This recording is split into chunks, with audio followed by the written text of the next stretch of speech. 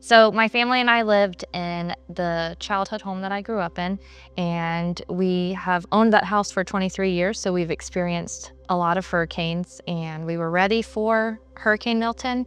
We prepped, we talked about what we were going to do.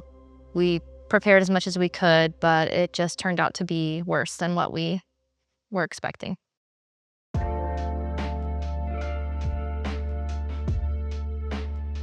Coming back the next morning, seeing the complete devastation and the kind of the total loss of furniture and things inside, and even some of the items that we had thought we had prepped and stacked up high enough, those were even had fallen over and were actually ruined as well.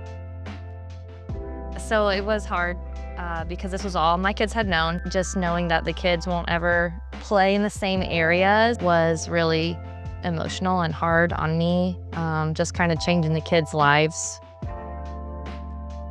So the next day when our house was still underwater, we were driving around looking for cell phone service and trying to get updates on our phones. I saw Pastor Sean and Rachel. They were already wondering how Access could help. So then I got a message from Tara, and she's asking how they can help and when we're ready for something. We were just in a moment of chaos, how they could step in. I saw a message from Pastor Ida, and she's asking how our kids are doing and how they're holding up. So as soon as we were able to secure a rental home, Access showed up right away and provided the things that we did not have. We lost all of our furniture, so we were starting with nothing. We were just sitting in the garage, and the Here for Good van showed up and delivered us a couch. Our kids were so excited. It was such a blessing. And as soon as we were ready to move into the house, we were supplied with beds. So it was just really cool to have those things just given to us. Just that's what Access does. So every Sunday we hear, the Access is the most generous church, the most generous people.